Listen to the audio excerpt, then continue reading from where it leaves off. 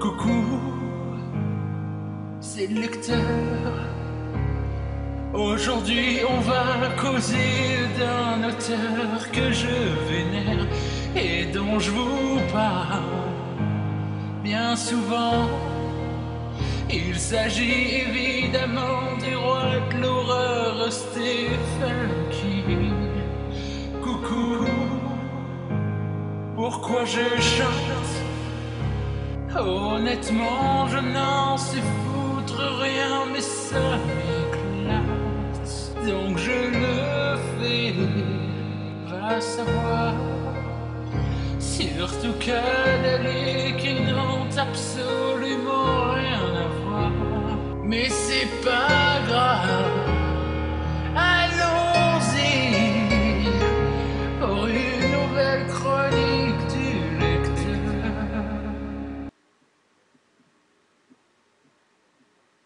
Bon, au moins j'essaye de proposer quelque chose d'intéressant en intro, quoi, merde. Allons-y.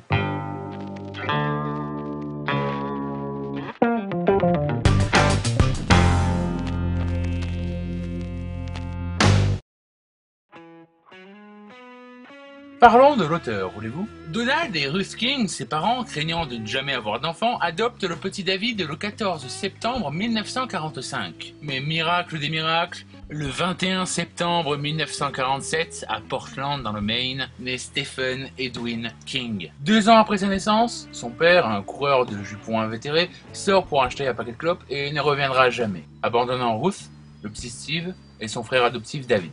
La famille mène une vie difficile financièrement et déménage dans plusieurs états. À l'âge de 4 ans, l'horreur pure qui sera la marque de fabrique du futur auteur le frappe de plein fouet. Sous ses yeux, un de ses amis se fait faucher par un train alors qu'il jouait sur une voie ferrée et cet événement le marque profondément. Puis, cette même année, il est terrifié par l'adaptation radiophonique de Mars is Heaven de Ray Bradbury. Déscolarisé pendant l'année 53-54 pour problèmes de santé, le jeune Steve commence à écrire ses premières histoires. Lorsque sa famille retourne dans le Maine en 1958, les parents de Ruth étant malades, sa mère lui offre sa première machine à écrire avec laquelle il rédige de petites nouvelles inspirées des comics d'horreur Tales from the Crypt. En 1960, il découvre dans le grenier familial une vieille caisse de livres ayant appartenu à son père. Grâce à ce qu'il découvre à l'intérieur, il se frotte pour la première fois à de vrais récits horrifiques dédiés aux adultes. The Lurking Fear and Other Stories, une anthologie d'H.P. Lovecraft.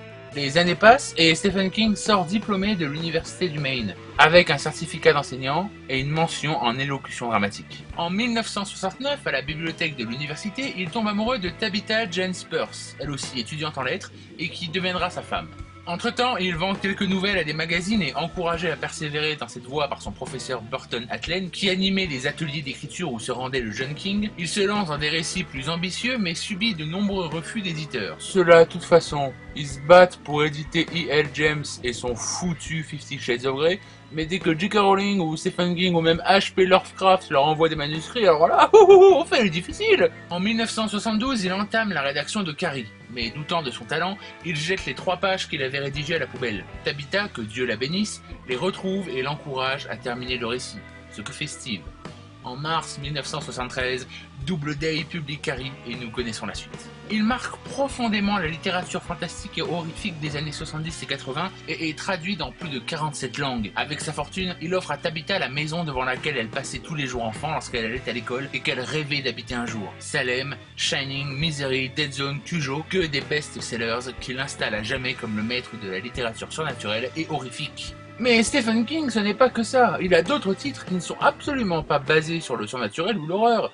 Par exemple Dolores Claiborne ou Jessie, pour ne citer que. Et le livre dont je voudrais vous parler aujourd'hui, malgré ce qu'essaye de nous faire croire Albin Michel en 4e de couverture, est presque entièrement dénué d'éléments fantastiques. Paru en 2013 aux États-Unis et l'année suivante en France, laissez-moi donc vous présenter Joyland de Stephen King. L'histoire en 2 mots. Enfin, plus ou moins. Lorsque ta petite copine refuse de te laisser faire la bête à 2 doigts avec elle. Oh, moi juste un doigt. Et qu'elle met 100 bornes de distance entre vous pour un job. Va bosser dans un parc d'attractions. Tu y vivras une très jolie histoire d'amitié et d'amour. Mais fais gaffe quand même. Lorsque le train fantôme est réputé hanté par une jeune fille assassinée, on sait jamais. Le tueur peut encore rôder dans le coin. Et maintenant, l'histoire un tout petit peu plus détaillée. C'est délicieux!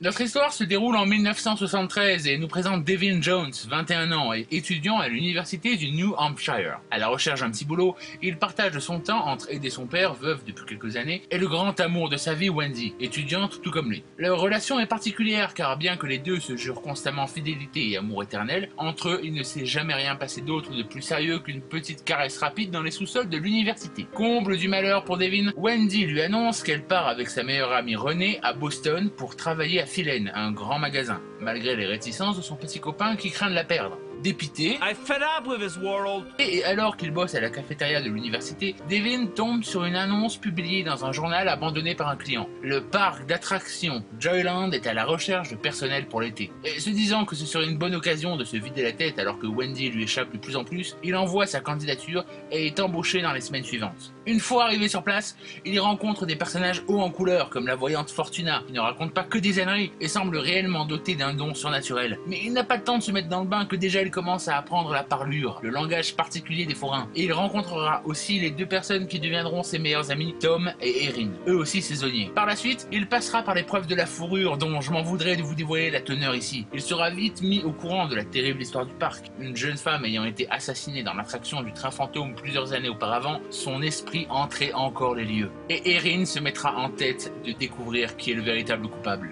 Il faut aussi que je mentionne que chaque matin en se rendant au parc, Devin, qui sera vite surnommé Jonesy par ses amis, passera devant une maison où une femme belle à crever, qui se prénomme Annie, et son sympathique fils, Mike, en chaise roulante, qui dissimule lui aussi un secret, sont en train de prendre le petit déjeuner sur la terrasse. Et bien que la mère se montre plutôt froide à son encontre au début, leur rôle sera primordial dans le déroulement de l'histoire.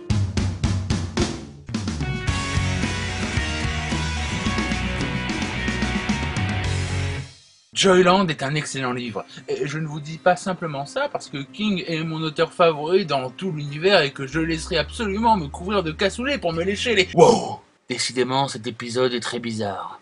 Vous n'avez rien vu. King est un auteur que l'on attend parfois au tournant. Même si nous n'avons jamais lu un seul de ses livres, la simple évocation de son nom fait immédiatement penser à des histoires pleines de sang et d'hémoglobine. Et pourtant, King réserve une grande part de ses textes, même s'ils sont horrifiques, à l'évolution psychologique et personnelle de ses personnages. Nous sommes loin du cliché de l'écrivain d'horreur qui présente des personnages caricaturaux dans le seul but de se livrer à un jeu de massacre. Pourtant, cette image sanguinolente lui colle à la peau, et l'éditeur Albin Michel l'a très bien compris en chargeant inutilement la 4e de couverture d'un texte faisant référence à ça, le clown de King, ayant traumatisé toute une génération de spectateurs des films fantastiques du jeudi soir sur M6 dans les jeudis de l'angoisse. C'est en grande partie pour cette raison que je vous parle de ce livre et pas d'un autre. Car dans la bibliographie de King, il sort du lot car il est vraiment excellent, que ça faisait longtemps qu'on n'avait pas eu un si bon livre du monsieur, et d'autre part, il casse sans détruire l'image du mythe pour les personnes qui ne le connaîtraient pas. C'est un roman initiatique dans sa forme la plus pure, mais c'est un roman qui parle avant tout d'amour, aussi de tendresse, de rapport humain et de compassion, mais avant tout d'amour. Comment, lorsque l'on a vécu une première et vraie déception amoureuse, ne pas ressentir une empathie ou une connexion avec Jonesy, le voir littéralement donner tout ce qu'il a dans le parc, alors au comble du désespoir, sans jamais tomber dans le géniard pour finir par s'en sortir. Et la manière de dépeindre le parc et les gens qui y vivent, dans l'ombre. Je déteste ce mot, mais ce livre sointe littéralement d'espoir, de besoin de vivre dans l'instant présent, de profiter de la chance que nous avons d'être en vie, et même plus simplement d'avoir des amis. Il y a un poil de surnaturel, mais pas autant que dans Christine par exemple. Je vous parle quand même du mec qui a écrit... Je suis fatigué, patron. Fatigué de devoir courir les routes et d'être seul comme un moineau sous la pluie. Fatigué d'avoir jamais un ami pour parler, pour me dire où on va, d'où on vient et pourquoi.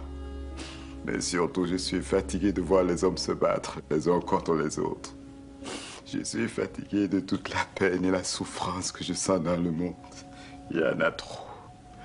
C'est comme si j'avais des bouts de verre dans ma tête. Tout le temps, patron. Vous comprenez? John...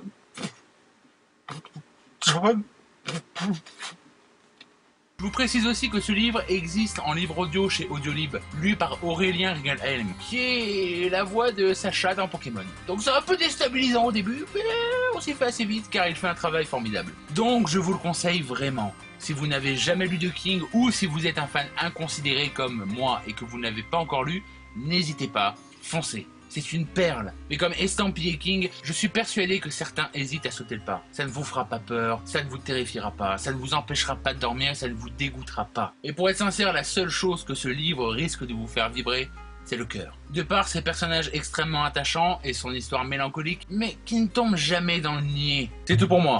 Je vous parlerai probablement plus de King dans un épisode qui sera consacré à toute sa bibliographie. D'ici là, je vous dis à très vite pour une nouvelle chronique du lecteur, et vous souhaite d'agréables lectures.